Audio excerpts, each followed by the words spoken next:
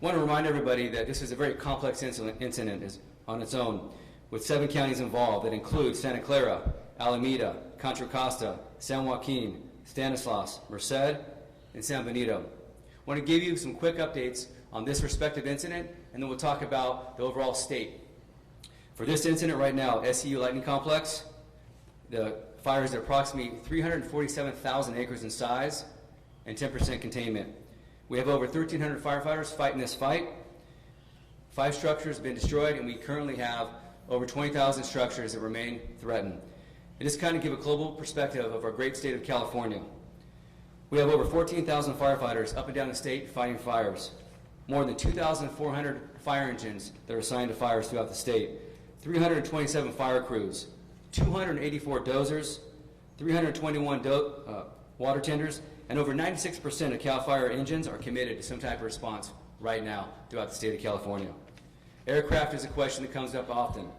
For aircraft, we have over 95 state resources that are flying up and down California. Over 2.4 million gallons of retardant have been delivered throughout the state, and 2.5 million gallons of water have been delivered. Question comes up about the Guard and activation, which has obviously taken place. We learned about that in the press conference yesterday. So we have 24 helicopters from the Guard that are helping with our fight up and down the state. Another question that comes up often is our out-of-state resources through our EMAC process. Right now, we have over 60 fire engines assigned to this incident alone, from Arizona, Idaho, New Mexico, Oregon, and Washington. And we have 26 of those out-of-state resources that are en route from Montana, Utah, and Texas, for a total of 375 fire engines requested. Another topic that comes up is damage inspections. We have a damage inspection team that works out there to develop a process and get all the information needed to assess this and hand that over to the counties. So right now we have nearly over 100,000 structures threatened through up and down the state of California. More than 1,000 structures throughout the state have been destroyed, and this is an ongoing process. So for our incident here in the SCU Lightning Complex, we're going to start off with our operations briefing from Operations Chief Tim Ernst.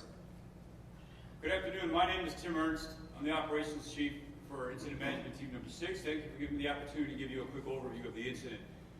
Before we talk about the incident, I want to talk to you just a little bit about this map, which I'm sure looks a little busy. I want to make sure we're all understanding the same thing. When we look at the map of a fire, you see a lot of red perimeter on the outside, then there's places where you'll see black perimeter.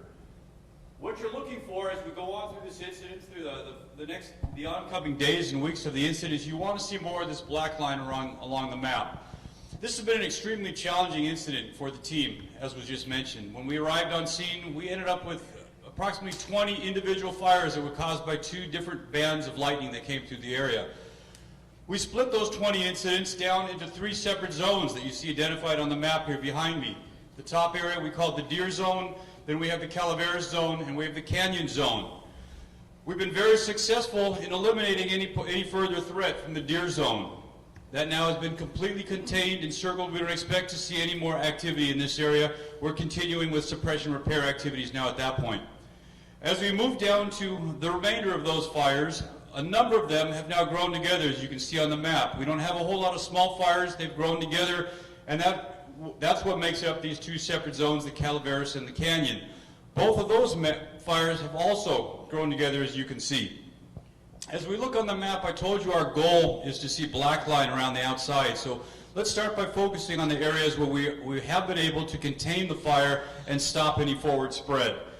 As you can see here, half of the fire's northerly boundary has been completely contained, as well as the majority of this easterly boundary. That was a lot of hard work for probably the first 4 to 5 to 6 days of the incident, feeling really confident with this area. Probably one of the more challenging areas, because the way the wind has pushed this fire, has been everything on the south side of the fire. As you can see, both of those 2 zones of fires have met in the middle and are now actively burning in the very center here. That's not as big a concern for us as the front, the lower edge of this fire, which continues to work its way southward. So a large part of our priority right now is to stop any further southerly movement of the fire. We're doing that with dozer lines and containment lines and using fire retardant dropping aircraft to strengthen some of those lines to see if we can slow it or stop any further southerly motion. Our number one priority for this fire will remain this entire western front along what we call the Calaveras zone. Strictly because the population that we would border on that side, as well as some of the infrastructure concerns, the majority of our folks are currently working in this area, again, to put in dozer lines strengthened by retardant dropping aircraft to see if we can slow or stop or what we call flank the fire and push the fire away from any of those populated areas and then come back and pinch it off down in the center.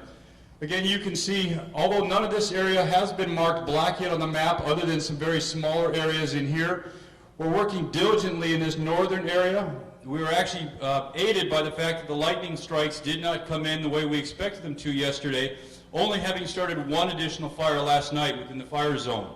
We were able to successfully mitigate that fire and hold that to just several acres, and all those resources have now been returned back to the main area of the fire. The last thing I want to briefly talk to you about is evacuation, because I know that's a serious concern to everybody in this room. All areas of this fire, all the involved counties meet a number of times a day. We meet 3 to 4 times a day. All the representatives that would represent the agencies around the perimeter, as well as the law enforcement agencies that might have a share of responsibility in the evacuation concerns, meet to look at the risk of the fire.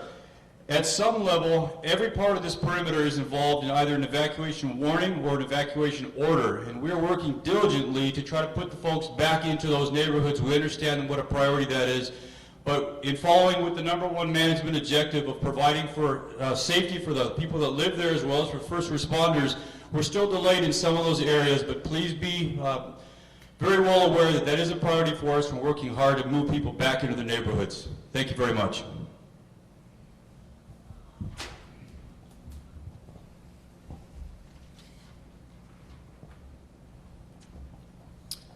Good afternoon. I'm Jake Hess, and I'm the unit chief here in the Santa Clara CAL FIRE unit. I really appreciate everybody joining us today. First, I want to start off with recognizing the outstanding efforts of all of our cooperators. You have a lot of different patches up here this afternoon. Law enforcement, fire department.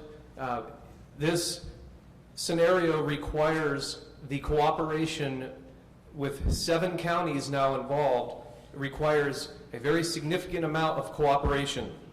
With that coordinated effort, our list is limitless at this point. I want to talk a little bit about our private and public partners out there. We have a lot of landowners, ranch owners, who have natural resources, livestock, lots of concerns. Those concerns are our concerns, and I wanted to ensure that those folks understand that we have a cooperators meeting every day right here at the Alameda County Fairgrounds at 10 o'clock, and we would like for you to get here so we can help and ensure your issues, which are our issues, are being handled. I want to talk a little bit about how we got to this scenario. We are essentially living in a mega fire era. We have folks that have been working for CAL FIRE for the last 5 years, and that's all they've understand is mega fires since they've started. These significant incidents have been outpacing themselves every year. We have a new incident that is just setting records. You're looking at the 2nd or 3rd largest fire in the history of California. With that, this is going to be a marathon that we're on. And we've been reiterating it, and you're going to hear it again. We're setting a pace so that we can get to the end of this marathon. And with that, we've been messaging to our troops. They are going to have to set manageable paces. The number one priority for us is life safety. And I'm going to segue into evacuations. It's a hot topic. A lot of people are involved. Lots of communities have been displaced, and circling back to these mega fires that we're experiencing is our room for error. The margin for error is 0 with the receptive fuel beds that we are experiencing with these lightning strikes is unprecedented, and we have been messaging out for the last couple of years that we're going to have to evacuate people more often and more people, and give people early warning, so it's going to be early and more often. Folks have been experiencing this through California for the last couple of years. With that piece, we've talked a little bit about what are we doing to deal with these mega incidents. Governor Newsom had an executive order where allocating 858 additional firefighters into the system. That has already happened. Those firefighters are up and being trained and put into the system. And as a matter of fact, some of them had played a pretty vital role on this incident here on the SCU Lightning Complex. This marathon, through this marathon, we are going to have good days and we are going to have bad days. But I'm here to tell you, we are going to put this fire to bed, and it's going to be a coordinated effort with all of these folks that you see right here. Our law enforcement partners are playing a vital role in the coordinated efforts of getting our folks out and eventually getting our folks back in. This is going to be a very difficult piece. If you look at the map, I look at this map as a puzzle. Every single one of these patches up here, all of our public and private partners out there, the ranchers, the fire safe councils, law enforcement, are going to be a key piece to this puzzle. CAL FIRE Team 6, under Chief Jeff Vike, is here offering a significant amount of horsepower, ensuring that every piece of this puzzle is going to be put together, and at the end of the day, we are going to put this fire to bed. As the agency administrator, I will be left with the final pieces as we get through this. There is going to be some long-term fire suppression repair, landowner conversations that are going to be moving forward. We are very aware of that. We've already reached out to folks, and we are ramping up so that we can ensure that the public and those private partners' needs are going to be met. It's going to be painstakingly, it's going to take a while. It's not going to happen overnight, but please come to our cooperator meetings so that we can engage with you early. All of the counties associated with this incident have been phenomenal to work with. Office of Emergency Management in every county has been a great partner for us because they are the folks that are now engaged with receiving the people who have been evacuated. So we have those folks here at the base camp ensuring that their needs are met and that we are not impacting them in any negative way. I want to close with, there's a lot of information out there. Our public information officers have done a phenomenal job blasting out the information. Please go to Ready for Wildfire. Go to the site for homeowners, evacuation stuff, home hardening tips. You can register your cell phone to receive information associated with the CAL FIRE incident, no matter where you are in California. It's a very unique tool, and we encourage everybody to go to that site because there's a lot of things that the public can do in advance of another fire. The term is you do the defense, we provide the offense. Those are those low-hanging fruits that you can do on your dime, on your time, where we can help you with that. There's fire safe councils and other assets out there that we can partner with you, but there are a lot of things you can do in preparation. Thank you.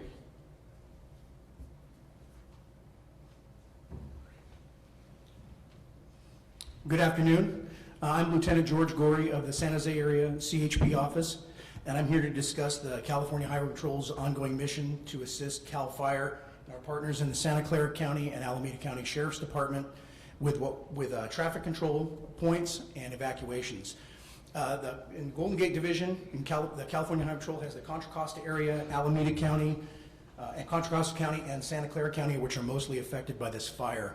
In each one of these areas, we are providing officers for traffic control points to assist in closing off roads that are deemed unsafe and where there's a large amount of fire, or if there's going to be evacuations. We're also working with other local law enforcement agencies, such as the San Jose Police Department, Milpitas Police Department, and the local police departments around here. We have a great working relationship with CAL FIRE, with Incident Management Team 6, and they've done a fantastic job of keeping us regularly informed of all of the basic information that we need to provide that, in addition to assistance from both Santa Clara County and Alameda County Sheriff's Department. So our role going forward is to continue to provide traffic control point closures and to assist in any evacuations should that occur, and to assist in any other law enforcement related duties. And we're here at their disposal, and I'd like to thank them for their assistance. Thank you.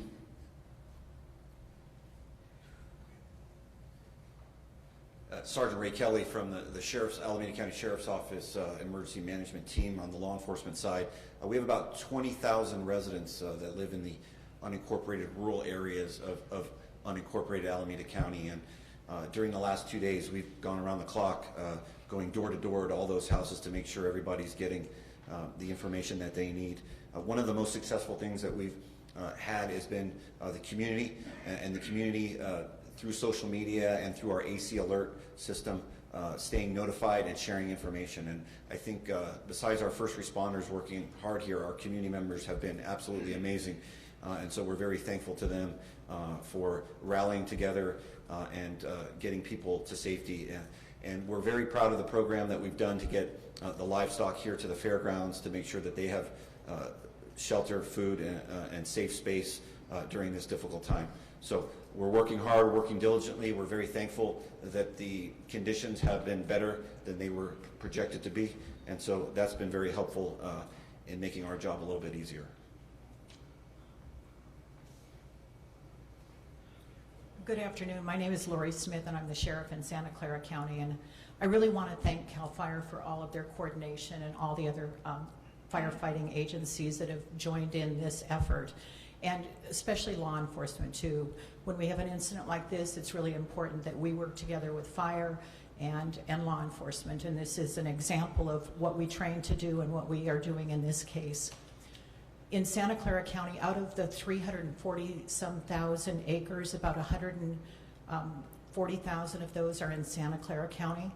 We certainly still have a risk along the East Hills, the Mount Hamilton Range, and the Gilroy, unincorporated Gilroy and Morgan Hill area. We've done many, many evacuations, many knocking on doors, not only in the warning areas, but also in the areas where it's a mandatory evacuation.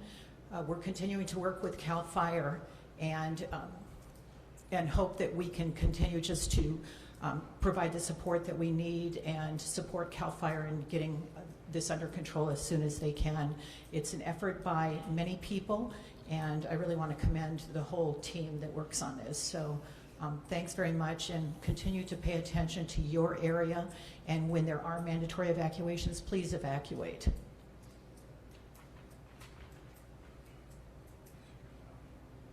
Good afternoon. My name is Eric Taylor, and I'm the captain over operations for the San Benito County Sheriff's Office. For anybody unfamiliar, our northern boundary of our county would touch Santa Clara to the north, Merced to the east, and Santa Cruz to the west. So we don't have a big role today other than to tell our community that we're present, we're engaged. I think that people of our community can rest assured that we're working with the absolute best of the best. The Team 6 has been phenomenal for us to work with. Hollister Fire Chief Bob Martin Ocampo is here with me. He's also our county fire chief. We're engaged together in this. And I think the thing for our community is that the good thing is that we're not affected at this point. The rough part of it is that we're on the bubble. So at any point we can be called into action, and this fire can come into our community. And I would just really ask everybody that is as difficult as it is in a small community like ours, when you're on social media, please direct your attention towards CAL FIRE, direct your attention towards our Facebook page, direct your attention towards the official information that's coming out. We've had a lot of confusion in our community with the southern warning zones, people thinking that they're part of our county. They're not yet, but that doesn't mean that that's not going to change in the next hour or two, but we're looking good so far. So I appreciate the attention. I appreciate everybody. Just rest assured that we're here on a combined effort with everybody here, and we'll be here until this is over. So thank you. Okay, we want to really thank our public safety leaders that came up and spoke today. Now we're going to take an opportunity to hear from our incident commander, Chief Ike. Good afternoon, everybody. I appreciate all of our cooperators being here. Thank you very much. As stated yesterday at yesterday's press conference, and many of my items that I'm going to share are going to be very redundant, but the same message is still very valid. So I'll run through some of the key points and be very brief. We are battling one of the most challenging and complex fires, wildland fires in California history, simultaneously with other fires in our northern and southern, or north and south of us here, that are also some of the most complex and challenging fires in California history. As Chief has stated, these mega fires are very challenging to deal with. It's taxing all of the local, state, and federal law enforcement and fire service communities, and we have out-of-state resources as talked about before, both I would imagine for sure on the fire side, and I would imagine soon on the law enforcement side. I've recently learned resources all the way from far as Texas are coming this way to assist all of us in the state of California. So I want to continue to share the message. This fire is by far a long ways away from being done or completed as we work towards containment. We still have many challenges. This fire still has the potential to grow in significant acreage in many different areas along the fire. So with that being said, just as stated yesterday and in the previous days, all of your local law enforcement and firefighters that surround all the local and local agencies, fire and law that surround this incident, which encompasses now 7 counties and is getting close to an 8th county, are fully engaged in protecting life and property. So with that being said, you can see to bring everyone that's standing up here behind me and next to us, and there's many others in the room, the cooperation on this incident amongst your fire department, local fire departments, state fire departments, federal fire departments, law enforcement is paramount. As you can see, we stand united, we stand together to protect all of you as California's public and our firefighters and law enforcement community. So as stated yesterday, we are one team, one fight. So I ask, please, as stated, please follow all of your local emergency notification processes. Please pay attention, be alert in the event there are additional evacuations. Please heed the warning. That is the #1 thing we need the public to do, is heed the warning. I know many of the areas where you can see we have containment lines on the map, those communities are all asking the same question now. When can we repopulate and go back to our homes? Folks, simply, we are not there yet. I assure you though, all of the cooperation with the folks that are standing behind me that put those evacuations in place, soon as it is safe to do so, we will lift those evacuation orders and warnings. But there is a significant process that has to be done. We have to ensure all of the utilities are restored, both electric, gas, propane situations. All of those situations have to be evaluated before we can allow anyone to repopulate. It is our job to keep all of you safe. So again, I want to make sure everyone understands the cooperation on this incident is phenomenal amongst all the agencies that are standing with me here today and that are in the room. The last item that I would like to share with you, as we've talked about one team, one fight, and please heed the warning. I could not emphasize that enough. One team, one fight, heed the warning. All of you that are listening in today, we know when you encompass evacuations in 7 counties, many of you out there, there's a lot of information being shared, and it can be very confusing. If your needs out there as the consumer of the information on this incident, or you're affected by this incident, please reach out to many of the websites that have been provided in the local social media, the news. Reach out to our public information officers. Explain your challenges. If the messaging is not getting to you, please reach out to the fire and lawn service community so we can fix it, folks. Thank you. Thank you, Chief. Okay, before we go into questions and answers, I just want to let everybody know that once we're finished with the questions and answers, we're going to be doing the press conference in Spanish, so if you can please exit so we can conduct that process, please. With that being said, go ahead and take questions. Any questions out there? Okay, it looks like there's no questions today. That's going to conclude our press conference. We thank you very much for coming and for watching. And now we're going to conduct our press conference in Spanish. Thank you. Thank you.